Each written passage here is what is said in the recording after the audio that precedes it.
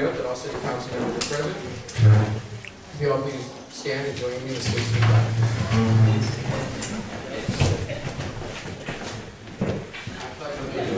to the flag.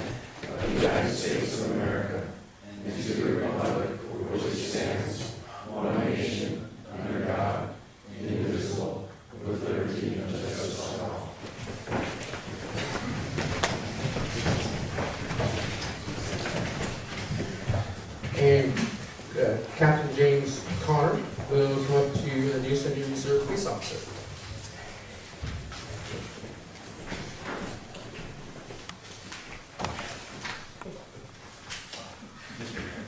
Council members, excellent staff. Chief Weaver had a scheduling conference, so we asked how we come. I'm very happy to be here to introduce to you our two newest police employees. One of whom was promoted from reserve police officer to full-time sworn police officer, and one of whom was recently hired as a reserve police officer in the replacement of the other officer who was promoted. So what I'm going to do is I'm going to read from some notes that the chief gleaned by reviewing the background files of people that we hired and share a little information with you, and then I'm going to ask them to come up here. So first, Victor, if you'll come up here. This is our newest full-time police officer, Victor Aguilar. He'll look familiar to you because just last month you met him when we hired him as a reserve police officer. I like your promotion scale. And he does too. He does too. Victor Aguilar was born and raised in Sonoma County. He attended the Santa Rosa Junior College Public Safety Training Center, which is our regional police academy. While he was there, he distinguished himself during the practical exercise phase of the police academy, where we require the police cadets to actually put into action what we taught them during the academic portions of the academy. We call that scenarios. And during the scenario testing, Victor distinguished himself by scoring nearly 99%. He was number one in his class in the scenario testing ability. So what that means is he didn't just learn in the books, but he learned how to apply that on the street. We were really happy when we hired Victor on June 1st as a reserve officer, and he entered our field training program, and since then has worked many shifts. And he's impressed his field training officers with just that, his ability to use common sense while applying the law and enforcing the law. I think that our community is really lucky to be able to have Victor, and we're very excited to have been able to promote him. One of our long-time seasoned patrol officers left to take a full-time inspecting detective position with the County of Sonoma as a welfare fraud investigator. When she did that, that left us with the ability to promote someone into our full-time position. Fortunately, we were able to have Victor, who was already through the hiring process and well into his training. So right now he's working in our field training department, assigned with his field training officer, Officer David Harston, and he's scheduled for the next few months, at which point he'll complete it, and then he'll take his place in the rotation, probably the graveyard shift. So, I'd like to reintroduce you to our officer, Victor Aguilar.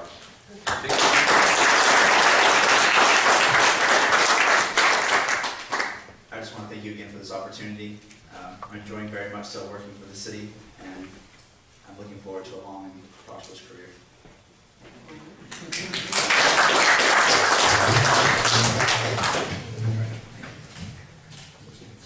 Congratulations. That's pretty exciting.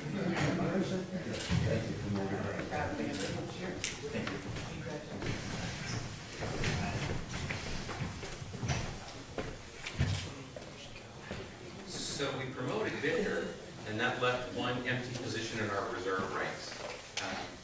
The reserve police officers are all full-fledged trained police officers. They're required to go to the exact same police academy. They're required to meet the exact same requirements and the expectations. The difference is that they have a full-time career doing something else. And as a reserve police officer, they volunteer their time here as a police officer. Lots of our reserve folks come in the hopes that as a position opens up full-time, there's the opportunity to be promoted. And a lot of folks that are our reserve police officers make an entire career of just coming and volunteering. They give literally thousands of hours every month of work to our community through the police department. They're really dedicated, and we benefit greatly from that. Sort of selfishly, we benefit because when we have a full-time position that opens up, we've got a farm team to choose from, and that saves the city an enormous amount of cost in training and an overtime backfill. So we promoted Victor, and that worked out. And behind him, we were very fortunate to hire our newest reserve police officer, Andrew Maxwell. Andrew, if you'll come up here too, please.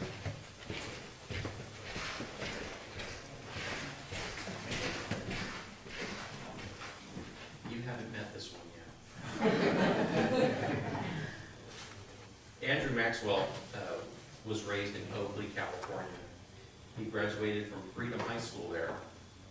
That's a good sounding name there. After he graduated, he enrolled at Sonoma State University. If you have a pen, you might start taking a list here. He graduated in 2012 with a bachelor's degree in psychology, one in criminology, one in criminal justice, and one a Bachelor of Science in Business Administration. He went the opposite way after he graduated with bachelor's degrees. Then he went back to the junior college and entered our Public Safety Training Center. There at the Public Safety Training Center, he began in January 2013. He graduated in 2013 in May. He was hired by the San Rafael Police Department, and after 3 months with them, we were fortunate enough to be able to pick him up here locally, more close to where he's living now in Roanoke Park. We're fortunate in that the caliber of people that we get provide such a level of service to our community that we're able to get candidates with qualifications like that, while other departments across the state are having trouble recruiting or retaining. Andrew's been assigned to our field training program, and yesterday was his 4th day of training. When he's not training with us, he's going to be resuming his full-time duties as a substitute teacher. And you're going to be substituting in Roanoke Park District, correct? And it's in Roanoke. During his background, as we conduct background investigations of all of our new hire employees, we're pretty extensive in how far back we look and who we talk to. The biggest or the most common words that came out in all of our questionnaires in his background were that Andrew has integrity, honesty, and he wants to help others. He's smart, disciplined, and caring. I think those are great qualifications. I'm very proud to introduce you to our newest reserve police officer, Andrew Maxwell.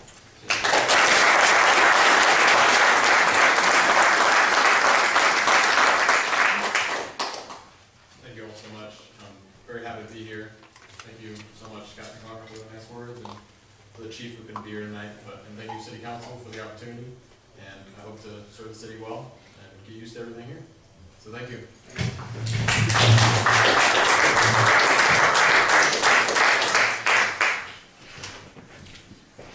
Congratulations, we hope you like us here.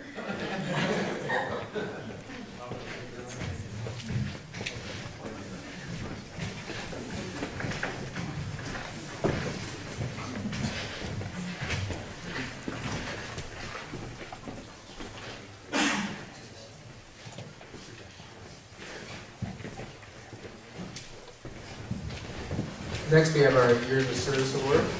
I will ask our Public Works Director to come up and introduce our award. Unfortunately, Mr. Quintero couldn't be here tonight. We call him Tito. He goes by Tito. You've probably seen him around a lot. He's locally from this area. He worked at Barlow for a number of years before he came to us.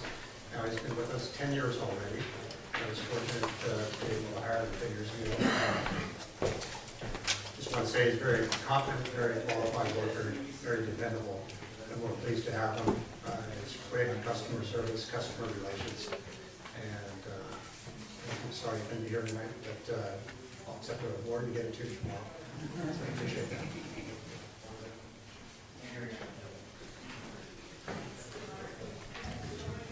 Next, for our Years of Service Award, we have a city manager who will come up and introduce the award for 25 years of service for Susan Kelly, our engineering director and assistant to the city manager. Sue, would you come over here, please? I have to encourage her to make her way over here.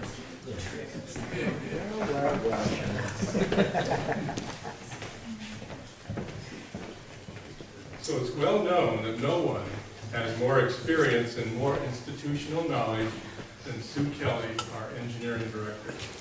I'm proud to introduce her tonight on the occasion of her 25th year of service for the city of Sebastopol.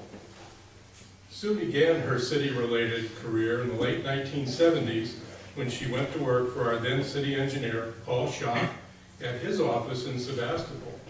She worked there mostly on city projects until 1989 when the city of Sebastopol hired her. Since then, she has been the engineering technician, the public works analyst, and in 2000 or so, she and I created her current position as engineering director and assistant to the city manager. As such, Sue has saved the city a considerable amount of money by performing many of the administrative functions of a city engineer. In fact, she is often mistaken as the city engineer, a mistake she quickly corrects. Sue has advocated for the city in many countywide meetings, obtaining funds for projects including streets and bicycle lanes, and she administers the city's construction projects from preparation of plans and specifications through the bidding process and construction. She has to deal with every problem which arises in the course of these projects. Her knowledge of city infrastructure is second to none. She keeps us on course. My favorite personal anecdote about Sue is when she asks for my legal opinion on a topic, telling me that I addressed the same thing 15 years ago, and then sends me a copy of my email. At which time, of course, I agreed with my earlier self, naturally. Specific highlights of Sue's career include being the city's representative to the County Bicycle Advisory Committee in the 1990s and working with local schools during that time to create the storm drain labeling project. She is presently on the Board of Supervisors of the Waste Management Agency and on the technical advisory committees for the sub-regional partners, sewage treatment plant, Community Development Block Grants Committee seeking funds for city projects, Sonoma County Transportation Agency, as well as serving on the countywide Bicycle and Pedestrian Advisory Committee, and being an alternate on the Russian River Watershed Association Board of Directors and the Santa Rosa Plain Groundwater Plan Advisory Panel.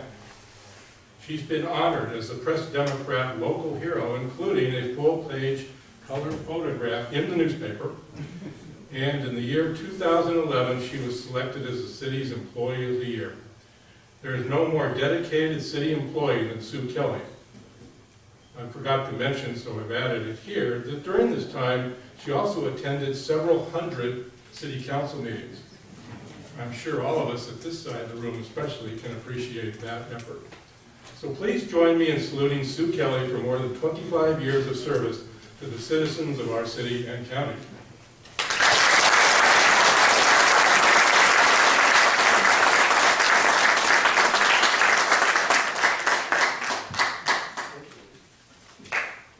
Everything Larry said was true, and this must be why I'm so tired.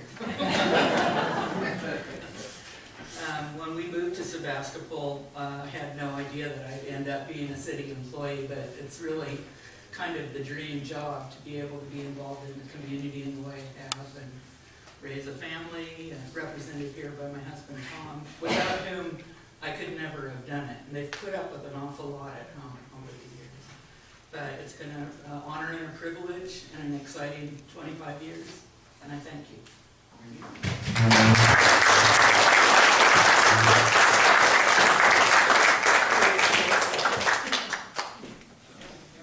Here's the 25 more. You've got a record to break. Thank you.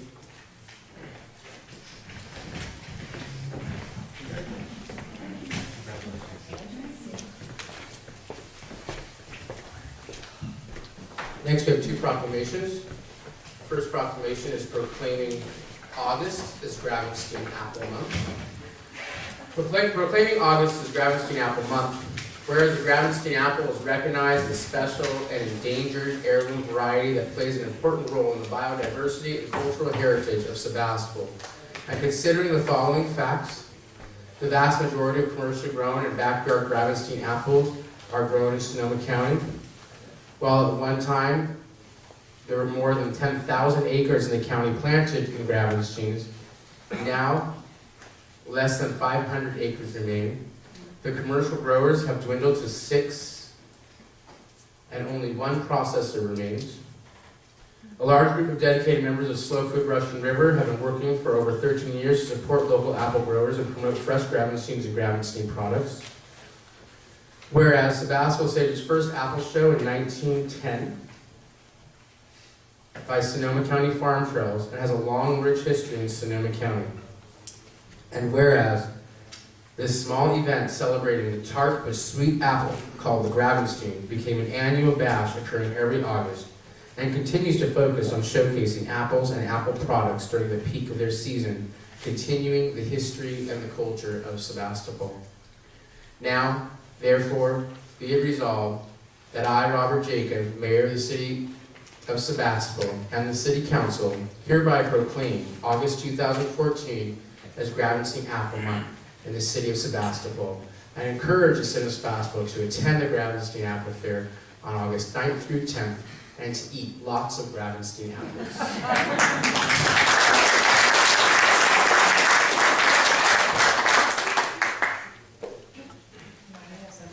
Is there somebody here? Would you like to come up and say a few words? There's a mic right here at the podium. Yeah. Paula Shatton could not be here, and she's been putting The mic really helps for the video cameras recording, so that's great. she's been putting many years into this project. So I just want to thank you. I'm Sandy Mays with Slow Food Russian River, one of the leaders, and it's a real treat to have this August month. We've worked really hard for many years. Thanks.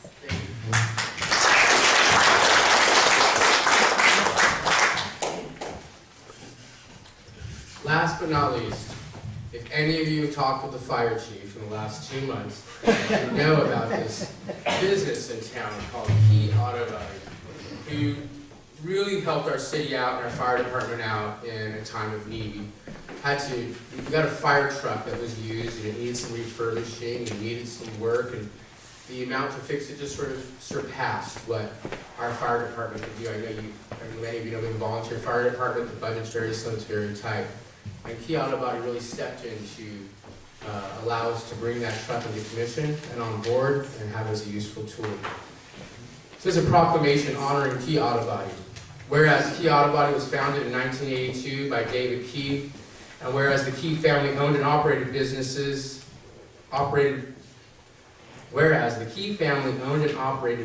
started out on Palm Avenue, where the one-way streets converge, and since then have relocated 250 Morris Street to a larger facility to better serve their customers in the community. And whereas the day-to-day operations have been handed over to David's sons, Justin and Boomer, we're looking to continue providing the highest quality repairs and customer service that Key Auto Body is known for. And whereas throughout the years, the Key family goal has been to give back to the community from sponsoring Sebastopol Little League teams, the West County Football and Cheer, as well as various 4-H members and local high school riders. And whereas Key Auto Body recently refurbished our newest addition to the Sebastopol Fire Department's fleet, a 1996 International Model 14 Type 3 Wildfire engine by John knows what that means. By donating labor and materials, which saved the city over $7,500 to make repairs and repaint where necessary, at no cost to the Sebastopol Fire Department or the City of Sebastopol. Now, therefore, be it resolved, the City of Sebastopol once again honors Key Auto Body for their service to the Sebastopol community. A witness whereof I have hereunto set my hand and the seal of the City of Sebastopol this 5th day of August 2014. Thank you so much, Chief. Mr. Key, would you come up with anything?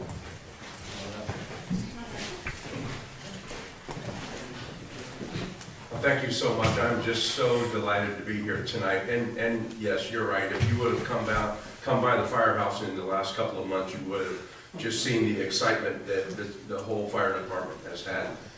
Dave, Justin, and unfortunately Boomer couldn't make it here tonight, but they have been just so supportive of our fire department and really truly just for the community of Sebastopol. They have helped us numerous times. A Dodge pickup truck that we had problems with the tailgate 3 times, got it damaged, they took care of it. A Ford Expedition that we bought from Santa Rosa as a command vehicle, red, but over the years turned kind of a pinkish color. Well, Dave and Justin took it in and had it completely refurbished, repainted, looking brand new, and took no money from us to do that. They're an incredible family for the community. They have an incredible business, and I'm just so delighted to introduce to you tonight Dave and Justin Key.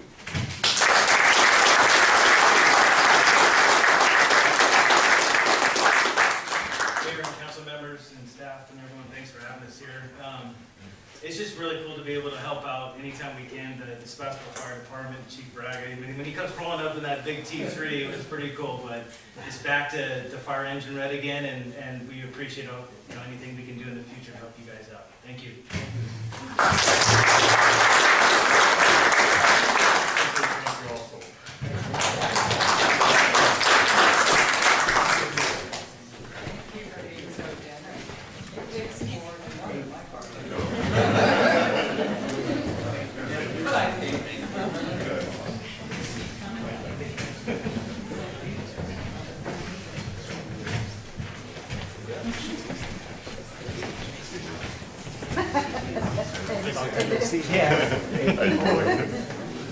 All right, we'll move into revision.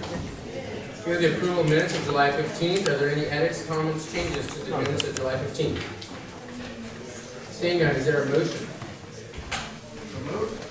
Second? Moved by Vice Mayor Slater, seconded by Councilwoman Glass. Last names are just mixing up there. All in favor? Aye. Thanks.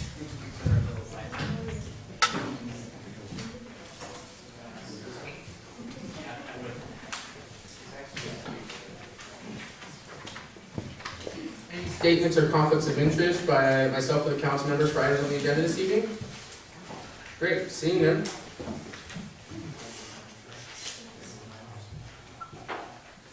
This is an opportunity for public comment for members of the public who wish to make comments that are not in associations and not on the agenda this evening. Thank you.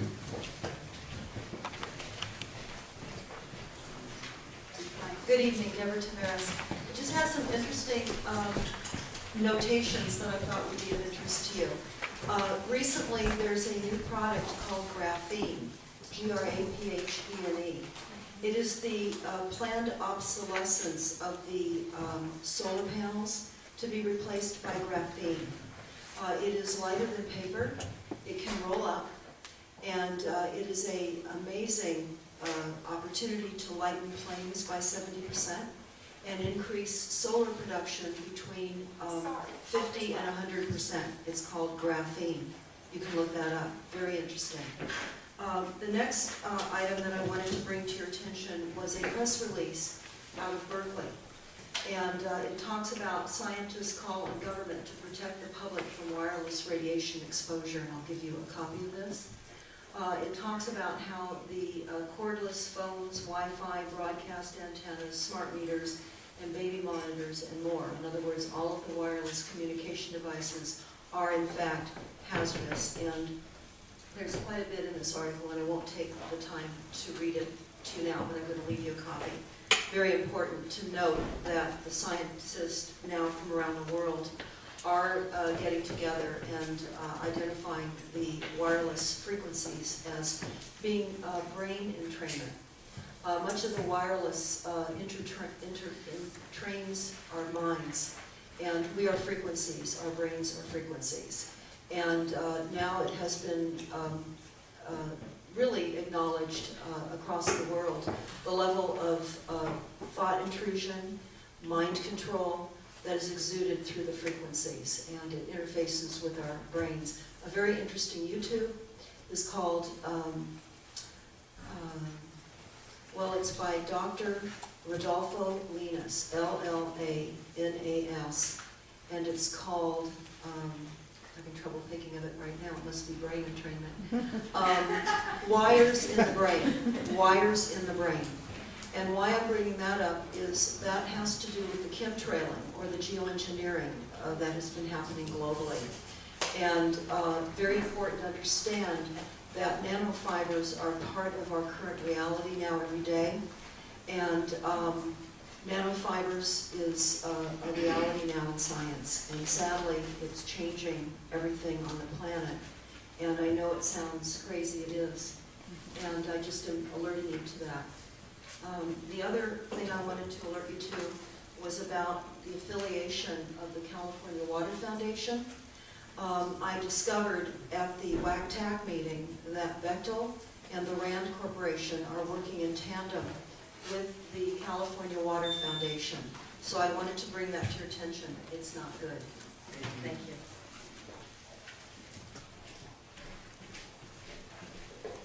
Kayla, Benavides Heister, Bodega Avenue.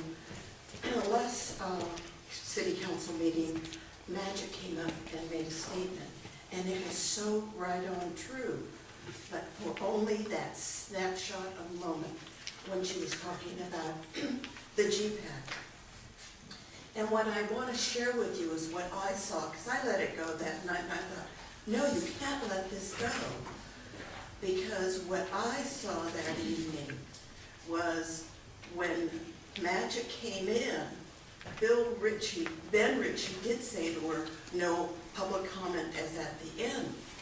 But what unfolded after Magic had to leave because she had a previous engagement, what unfolded was when it finally, the decision was made for Scott to be the chairman, and they got back to the conversation about public comment, that Scott said, we will not disenfranchise our public.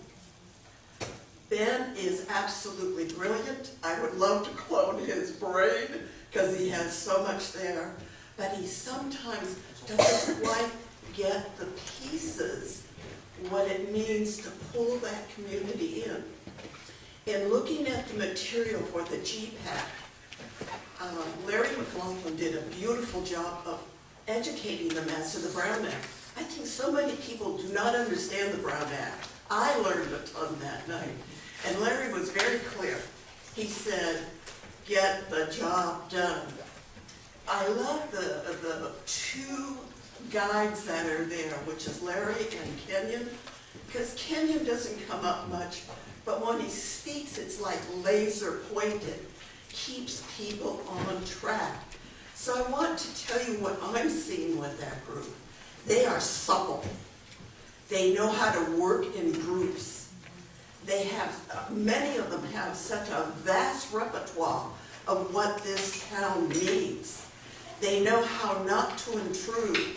They know how to move forward. I just want to tell you that group is going to be exceptional. They right now are still figuring out the rhythms and bringing them together. I think we can trust what they will do, and they probably will not do it predictably, because they are, yes, Larry, yes, because they really get it. They understand what it means if we're to move forward for the next 20 years. We can't go back and regurgitate. So I want to commend that group. I want to commend Scott. The only thing I would encourage for him is maybe to get a facilitator for the meeting. Scott is wonderful also. But I want to tell you that, yes, When Magic saw what she saw, that was true. But trust them, they're right on track. I have people standing in the back. I think there's a few chairs here as well. If you guys want to come in, you're also welcome to stay in the back if you're more comfortable there. There's also chairs in the hallway. You can grab them, make another row back there on the sides. Just want you to be comfortable and welcome. Might be a little while before we get to your item. It might not be too long as well, but just want to let you know. We good? Hi, my name is Gail Cooper, and I'm on the board of the Lantern Group, which, for those of you who don't know in the audience, we are the Lantern Group. Our goal is to build a new technologically advanced library for Sebastopol, long-term goal. I'm here just to give the council members an update on the project.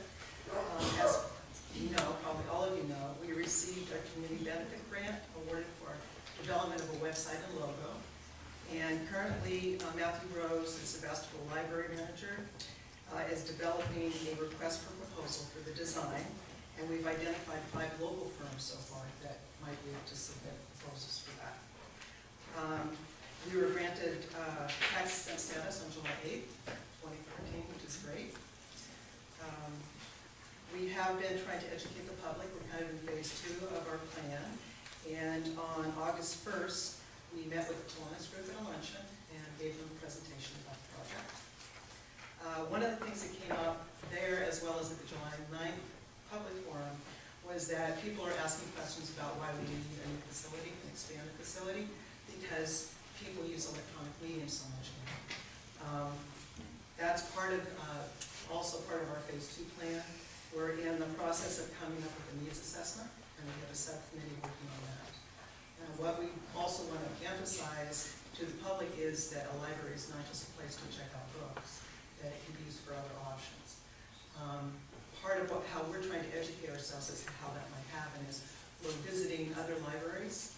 So in July, we went to the Walnut Creek Library, which is a brand new library, talked to them about their facility and also about their fundraising, which was formidable. They live in a very money area. Although most of the funds for the library actually came from the city reserve. So we have a big chunk of work to do ahead of us. Fundraising will be our 3rd phase of our plan. So thank you for supporting us, and we look forward to working with you in the future.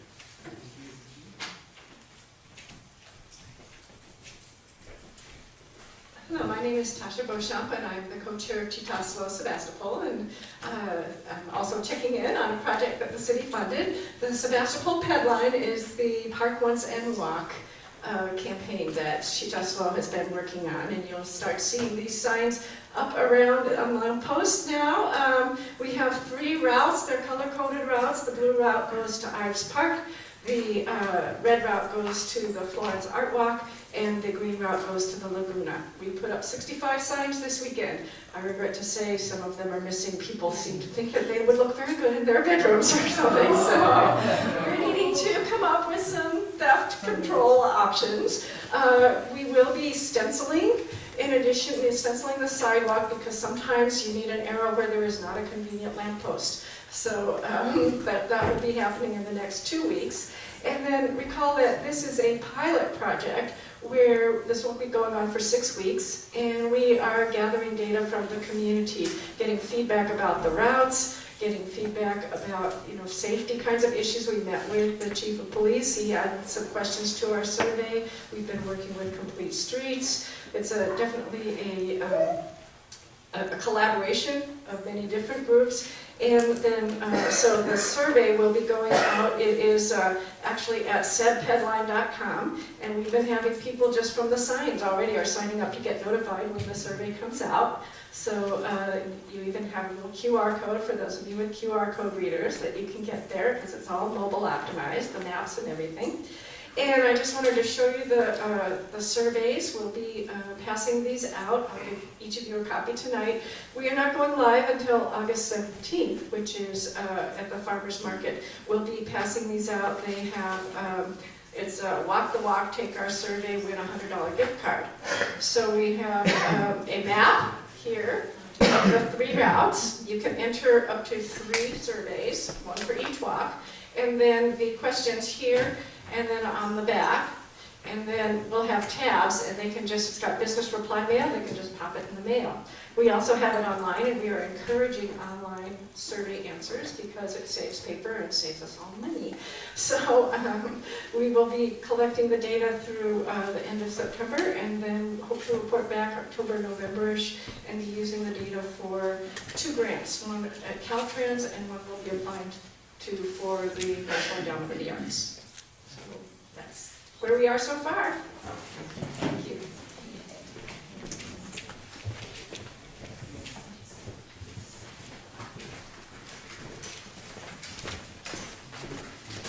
Good evening. I just want to bring up stuff that I've been talking about in the past. I haven't spoken in the last couple of meetings. Our new council member has to get up to speed, isn't that going to be fun? But I want to bring up the issue again. I think we really need to focus on two-way streets. It's detrimental. I was here way before we went to the one-way system, and things were pretty good. It solved a huge amount of problems, the way it was, not with some new design and plan. I also wanted to bring up something about noise abatement. All the folks from, I haven't talked to them in a while, from up by the car wash that are dealing with that problem. I know what a noisy city can be, and it grades on your nerves, and it's not pleasant. It's not why we move to Sonoma County, and it devalues property, which is really important. Something that's all we have in so many ways, is our private properties. England right now is starting to file cases of fraud for Christopher Monckton of Margaret Thatcher's old technology and science chairperson, member of parliament. The science has been convoluted. I've been talking about this for a while, and we're still driving every aspect of our progress, our future lives, onto carbon footprint and how it's going to deal with our children and our great-grandchildren's future. And these fraud cases are I tried to, I mentioned to you, I sent Michael some emails some time ago. I tried to, there's always 2 or 3 or 4 sides of a story. I tried to show him what really has been going on, and I kept hearing the consensus is in, it is over. That's not the way science is done. So I really would like you to look into that even more thoroughly. If I have to, I'll resend as much information as I can remember. Also, I mentioned the last time I spoke, the Cloward-Piven strategy. I asked you to look into that, cultural Marxism and Fabian socialism. And if you look at how these 3 ideologies basically juxtapose, you'll understand much better where we're going socially, politically, economically, especially. We need to look at bringing our economy back home. Public utilities should be currency as well as energy. But energy speaking really big, we've got to make really clear decisions on this, what's coming up, and make real wise choices because there's no real turning back. We used to have monopoly laws. I'm very much against teaching you, but I'm not really sure some of the alternatives have figured it out completely. So Christopher Monckton, I made a note here, is with the Public Institute of Science and Technology. That was a quick 3 minutes. So anyway, I just want to point out how crisis management has become a growth industry. Seeing no one else, I'll close public comment. Thank you very much. Next on the agenda, we have consent calendar items. We have item 1, approval and adoption of resolution approving biannual conflict of interest code. Item 2, approval to authorize city manager to sign amendment number 9 to master agreement. Number 3, approval to authorize city manager to sign amendment number 10 to the master agreement. 4, approval to authorize city manager to sign amendment number 11 to the master agreement. 5, approval of pedestrian, bicycle, and traffic safety improvements. 6, approval of resolution authorizing the execution and delivery of an installment sale agreement. 7, approval of resolution extending the abandoned vehicle abatement program until April 30th, 2025. 8, approval of the extension of the employment contract for the city manager. And 9, approval or rejection of claim filed by Alan Ellenthrope. Would any member of the council like to pull any of the consent calendar items? Any of the public like to speak on a consent calendar item? Seeing none, I'll look for a motion. Move approval of the consent calendar. Is there a second? There's a first and a second. Any need for discussion? All in favor? Aye. Thank you.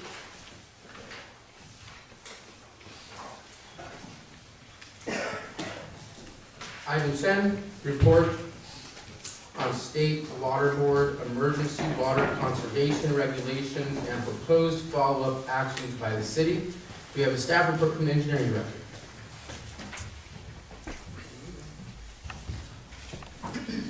Thank you.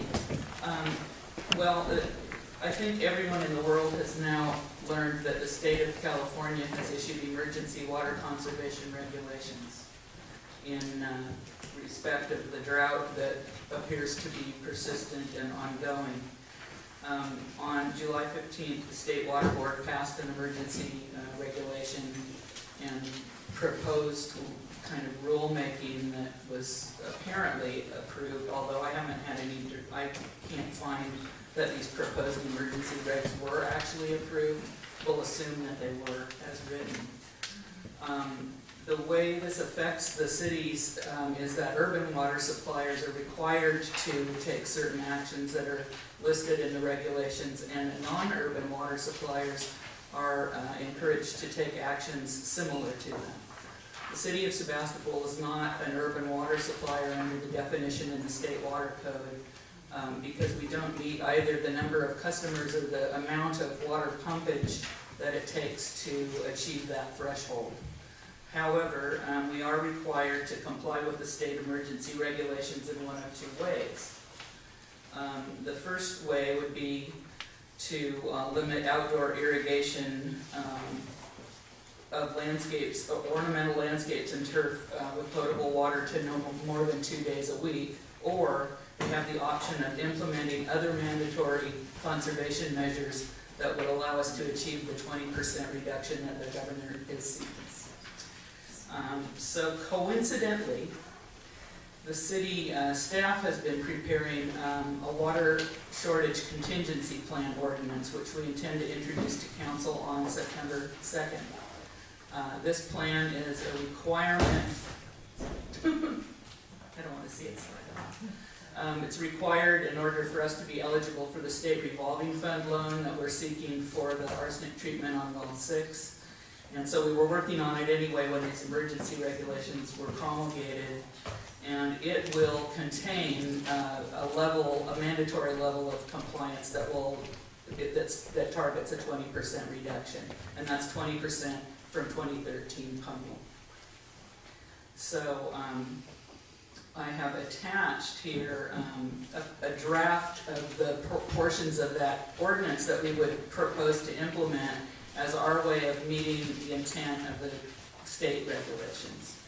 And they would be a combination of, it's attached to your staff report, it would be a combination of the stage 1 voluntary measures, which include, you can go in there, I can't find it. The stage 1 is the voluntary measures that include watering only during the evening, and these are things that we would ask of our customers to do. Watering only in evenings and early morning hours, inspection of leaks and keeping irrigation systems in good repair, working on the timers for irrigations that are on timers to make sure that they're not running over long, and continuing with whatever water conservation incentives the city has in place. I think we have a couple of programs in place, and continuing to encourage water efficient landscaping and new landscaping projects. We would also propose to implement a stage 2 mandatory compliance measures, and those prohibit certain activities. Principally, those would be non-essential uses of water, like filling or refilling in swimming pools, washing your car or vehicle without a shutoff, nozzle on your hose, using water from a fire hydrant except for firefighting and essential construction purposes, and the use of potable water for dust control at construction sites. We don't have a lot of use, a significant amount of use for construction dust control, and we think the staff is kind of considering leaving that in as an allowable activity, because we think the dust control factor outweighs the water conservation use. I mean, dust control is pretty important in a big project for the neighbors and, you know, kind of health and safety issues. So I don't know if any of you have had a chance to review the language and the portions of the ordinance I gave you, but I'd welcome comments on those, comments in general, questions. And as we move forward to kind of draft this ordinance, any guidance that you care to provide in that. That's my report.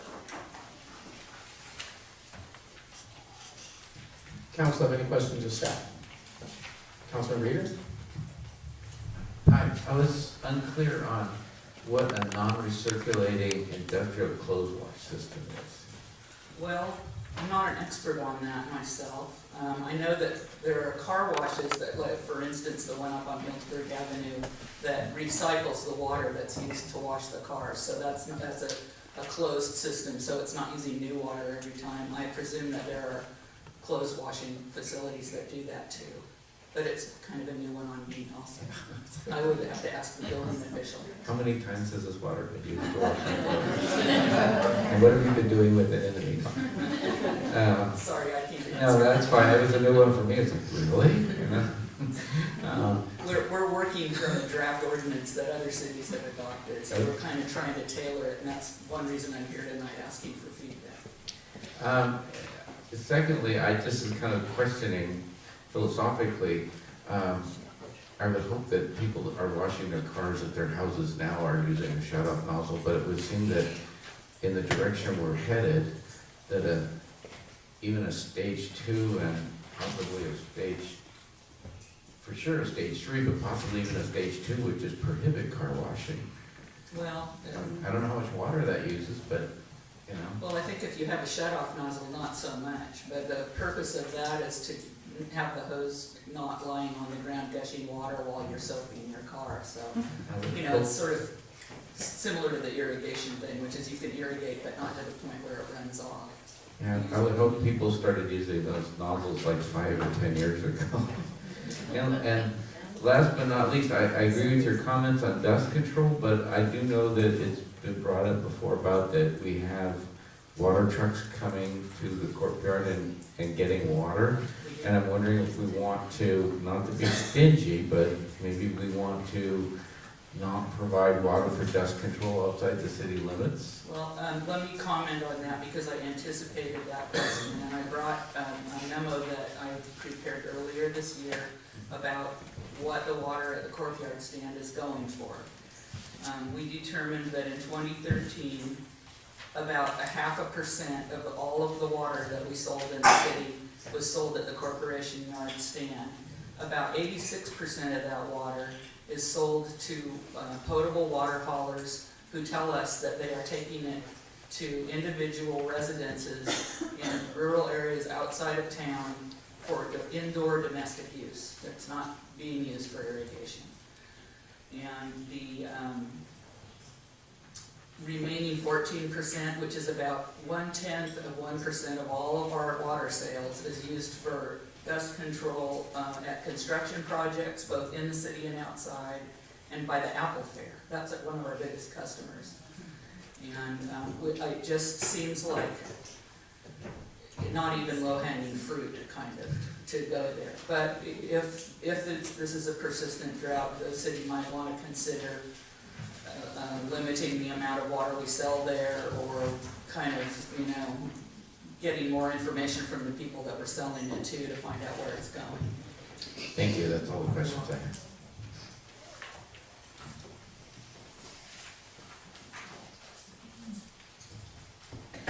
Vice Mayor Slater. Thank you. What are the methods,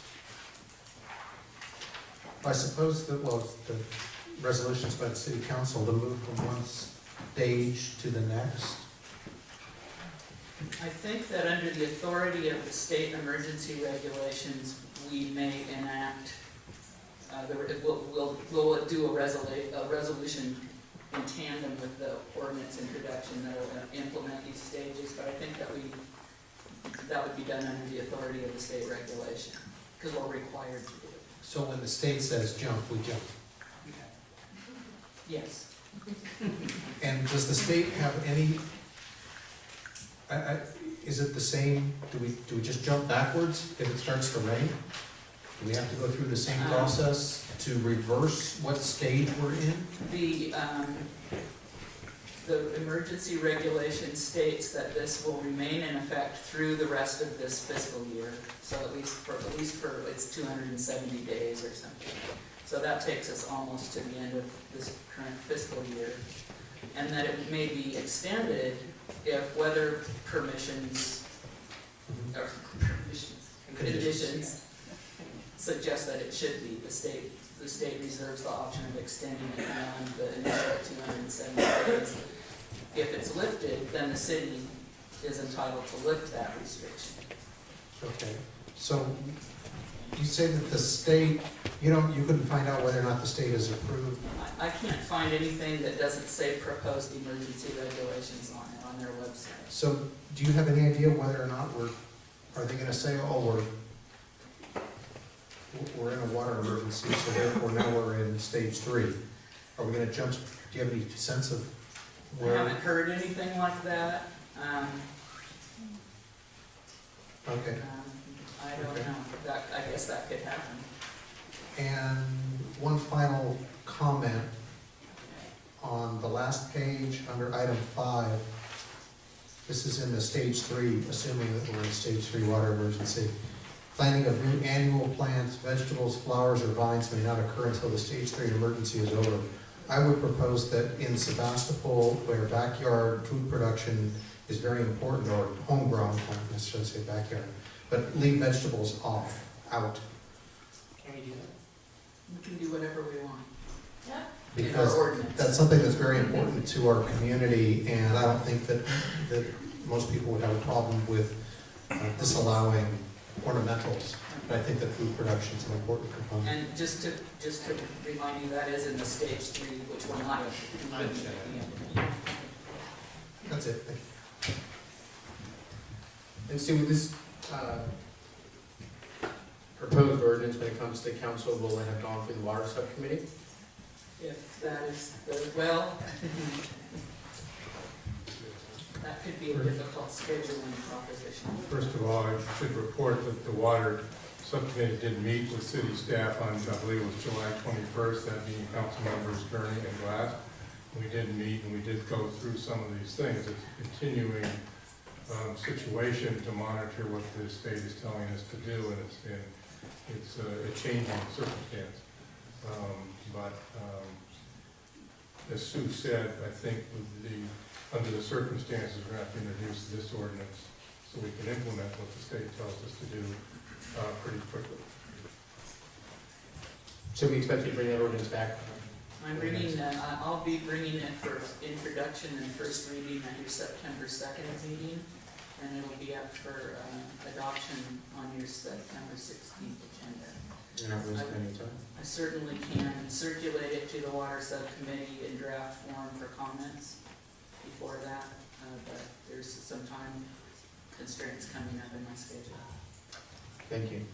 Mr. Mayor, I would volunteer the water subcommittee to do that. We know it's a short time frame, but we can work with Sue and give feedback as we know it's coming on the agenda, and then for that night particularly, Councilmember Glass won't be here, we know already, so maybe we can have her put her comments in writing to the council. I'll open this up to the public. Any members of the public wish to comment on this item?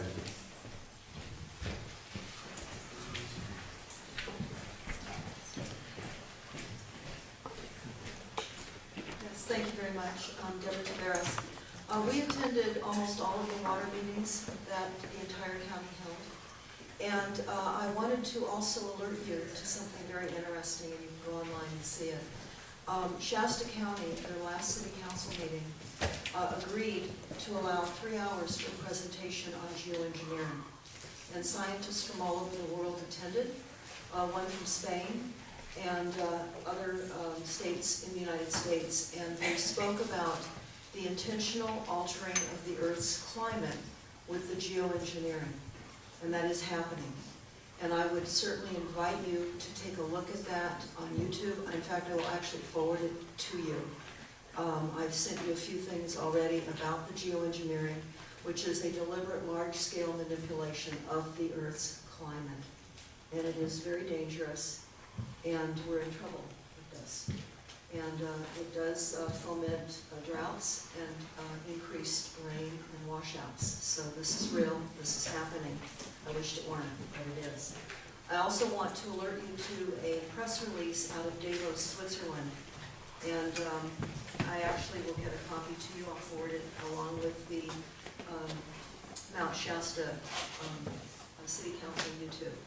But it's important to note that on January 26th, 2012, out of Davos, Switzerland, the water industry met privately to strategize the privatization of the global water supply.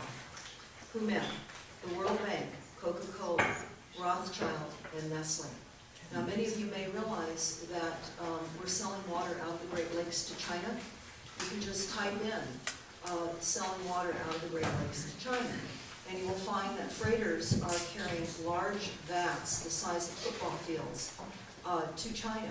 We're selling our water. Right now in Mount Shasta, they're getting ready to approve Crystal Geyser to export water out of Mount Shasta. And there are hundreds of people meeting at the meetings protesting this, but I checked with the planning department in Mount Shasta, and there's no reason that the environmental impact study will not be approved. Originally, Nestle applied for that, but Nestle is under fire because they're globalizing and privatizing the global water supply. So they backed out and let Crystal Geyser stand in that position. So why is this important for you to know? They're working on privatizing the water supply. And this is extremely important. They want to make high profits and they want to sell the water back to us. That's why you're hearing so much about clean water, because of all the fracking, the geoengineering, all the toxins and runoffs from all the medications and the dump sites that aren't being cleaned up are poisoning our water supply. And so how better for those in control to be able to sell the water back to us. Thank you.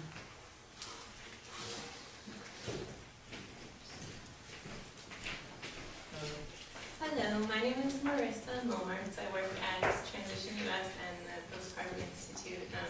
I'm a recent permaculture graduate of Daily Acts and Toby Hemingway, who's a permaculture teacher here in Sebastopol.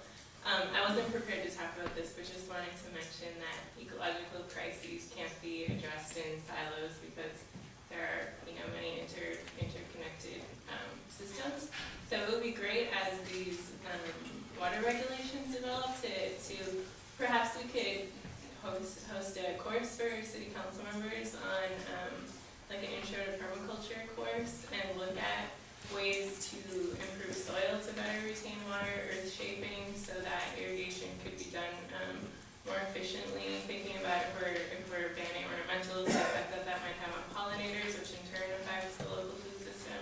So just if we could try to take a holistic approach, and there are a lot of really talented, skilled community members who I'm sure would be excited to support that process. Thank you.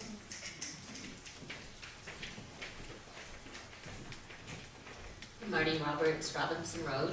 First, I want to second what she just said.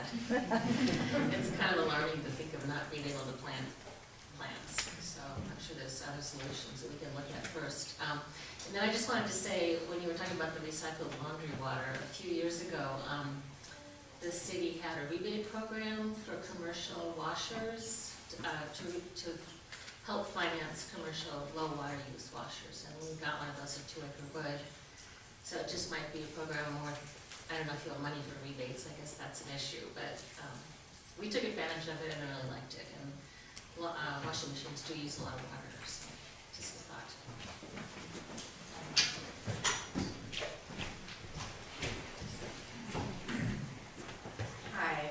name's Magic.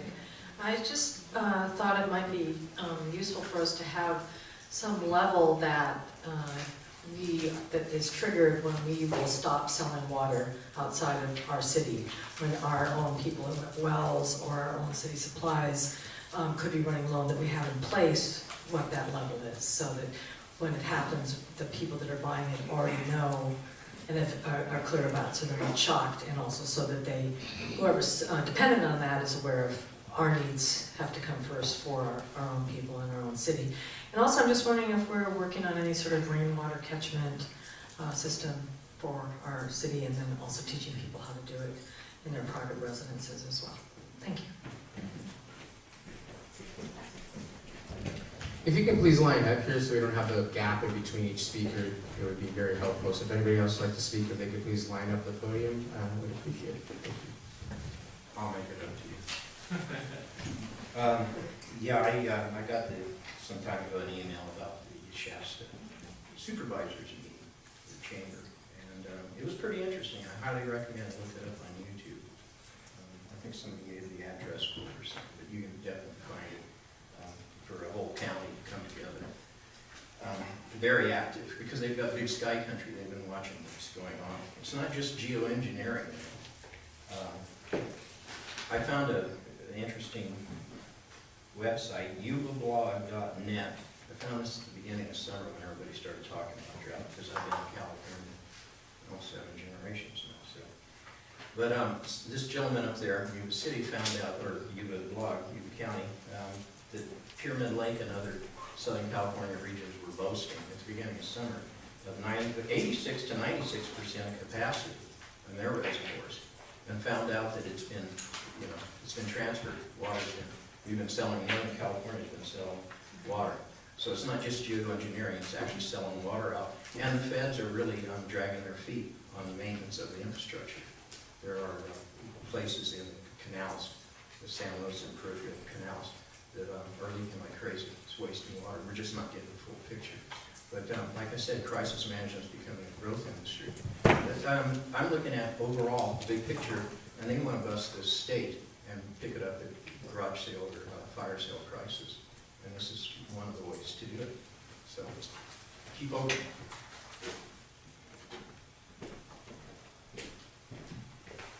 With that, I'll close public comment. We're not actually voting on anything. Oh, did you have? This one? My name is Gary Chris, and I just wanted to take this opportunity to make a couple suggestions. I help to operate the water system at the Belmont Terrace neighborhood, and we have to do testing and flushing of our system. And at the last time we flushed, some of the neighbors came out with buckets and grabbed the water and started washing their cars. So it was really an inspiration to see the consciousness that's being raised around water. And today I was over in Santa Rosa where they were testing the water, and because of the chlorine in the water and the reduction, they're starting to get buildups of chlorine in the pipes and everything. So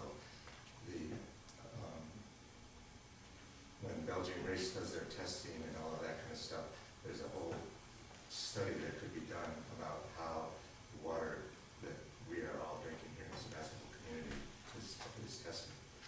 And before we move on to the next agenda item, I want to remind everybody that 20 years ago there was kind of a scare in Sebastopol of the Bailey Court game, and it kind of instigated the whole building and construction of this very building that we're in. And so we're about to hear 20 years later from a lot of those youth that go out here in Sebastopol and have a proposal to make about the village building convergence. And I'm just really, myself, really feeling so good about it. Everything that I've heard about the story that happened up in Portland just feels like Sebastopol is just poised with respect to bring on those projects. And then the last thing I wanted to mention is we heard the story of Michael Keyes when he was a youth walking along the creek or the lagoon over here and smelling something funny.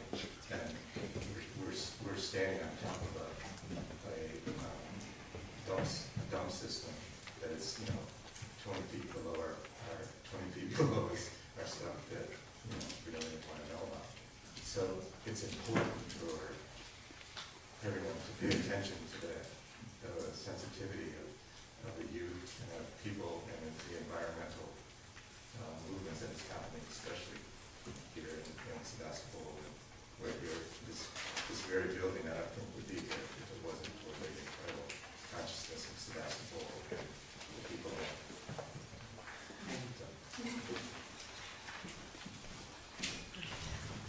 With that, I will close public comment and bring back to council. Remember, we're not voting on this. We have nothing before us, but if there's any discussion or comments, Council Reed.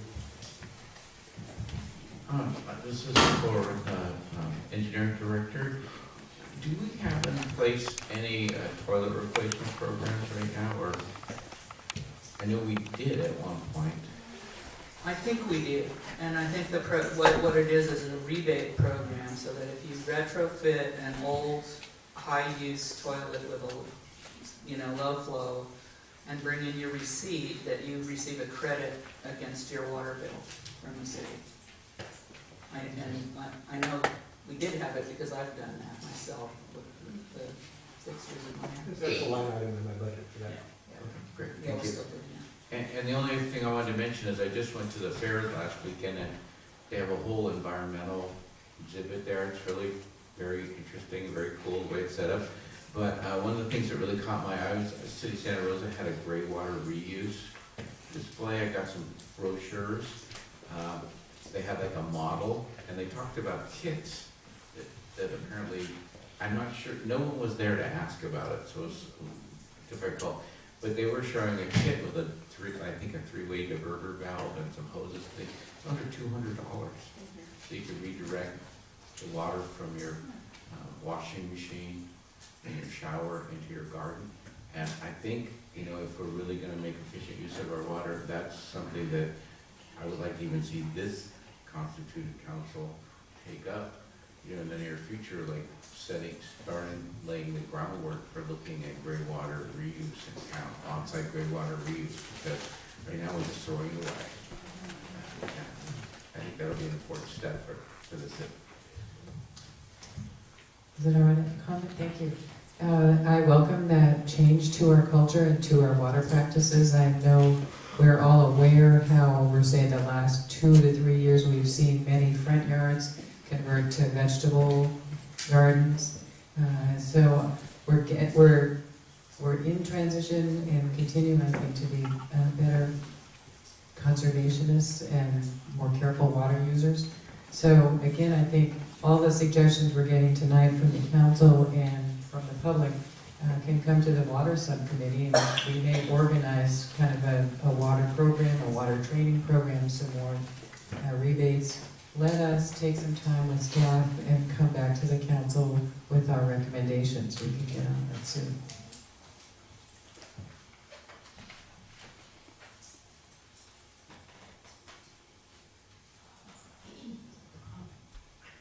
Too much technology. New kit. It's working, we're testing.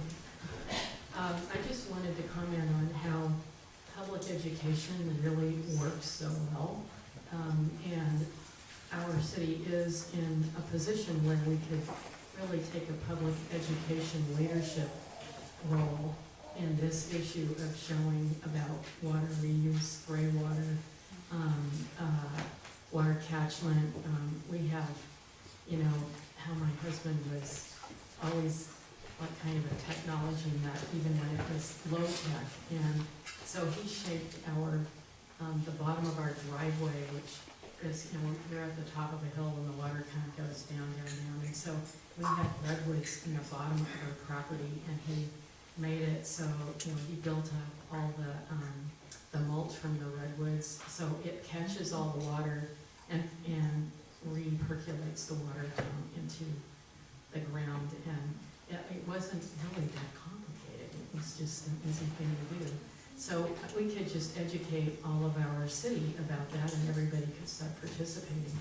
You look at the role that our city played in solar, because we had here in Sebastopol, thanks to Marty and other people, we had the Solar Sebastopol program that was founded by our city council, and I think that's responsible for why our city has, or actually our zip code, has the highest level of solar adoption in the state. And I think that was due to public education that was invested in by our city. So we can do the same thing with water.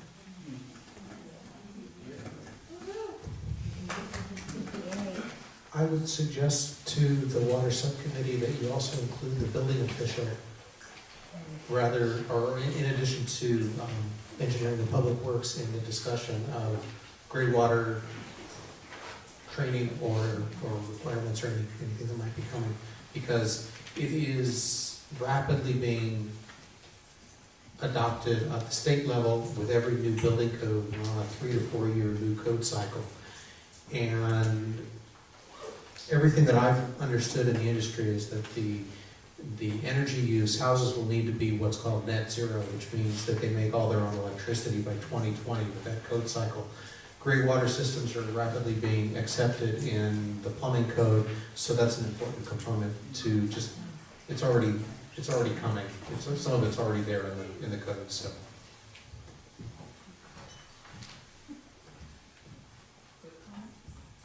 I just wanted to make a couple of comments kind of off what council members are saying. Okay, sure. I just wanted to add, I think there's two concerns I think are important to me. One is that the reality for Sebastopol is as our citizens start to lose less water, we will have to continue to raise water rates. So we have a bare bones water agency. So if we reduce Sebastopol's water usage by 10%, then we will have to raise Sebastopol's water price by 10%. So that's just a reality of the cost for us to maintain that water system. And that's a very harsh reality that we have to deal with and we have to look at. But water will get more expensive as we use less water. And as a mayor, as an elected official, to look at that conundrum and figure out how to keep things cost effective for people and save our environment, it's a very hard thing to deal with on a daily basis, because we just raised water rates, people got very upset. We're doing everything we can to try to reduce those water rates, and that's what people want. But we're also looking at how to reduce our water usage, which is going to bring a reality to our water bills. The second item is that I feel really comfortable with the idea of us telling people who are outside of the city that they can't use our water. The water that we stole from the natives who lived here. That now, because you live up on the hill outside of the city limit, you may not have our water because it's mine. I feel really comfortable with it. I feel like we are all one community. We are all neighbors. We all support each other. And that worst case scenario, the city of Sebastopol is going to start shipping water in and start charging people who are pumping it out. Or we're going to run out of water and we're all going to become sand dune nomads here in Sebastopol. But the last thing I feel confident is by saying this water is mine and you may not have it because you live on this side of the line if we have a true water shortage. Finally, I think this phase 3 item where we're talking about getting rid of vegetables means the sand dunes are starving. So I'm not quite sure where level 3 is and what the necessity to stop vegetable planting is. It seems crazy. I think it uses more water to grow in the Central Valley and bring it here to us anyway. But that's something that we need to consider and see how that works out. So thank you, Sue. Let me just comment on that. First of all, turn on the microphone. We aren't talking about implementing any stage 3 now. We're being asked to implement the stage 2, which is a 20% reduction. We'll aim for that. We may not achieve it, and one of the reasons we may not achieve it is because Sebastopol customers have reduced their water use so much over the last 10 years that we may be getting down about as low as you can go. So we'll see. It'll be interesting to see how much more people can muster. And you're right, the less water we use individually, the more each drop of water is going to cost us in the future. The other thing to remember is that Sebastopol does not have a water shortage right now. The state of California in aggregate does. And if you look at the map of who used what, where, the northern part of this state came in and 13 to 15% lower than the benchmark here that the state looked at. And in the LA and San Diego area, water usage was actually up about 8%, so that statewide, it translated to an actual increase statewide. So it's not us in particular that are gonna save the day here, particularly in Sebastopol. We're just a tiny, tiny drop in that bucket, but we must do what we must do. So we'll try to tailor our ordinance to meet the challenge and not be too onerous. I would also like to comment, and I think I mentioned this, and we talked about it at a previous council meeting, is here we are in Sebastopol actually doing a relatively good job at water usage or water consumption compared to other places in the state. And then the state adopts a policy where it just does an across the board, oh, you gotta reduce your usage by 20%, when we're not really the problem, it's these other areas.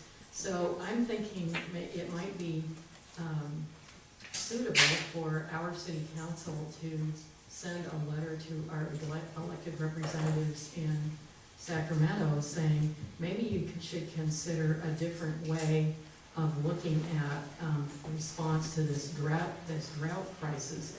And you should be looking at communities per capita water use instead of telling them to just reduce X%. Because we're already doing a good job, and so we could advocate for that with our representatives in Sacramento.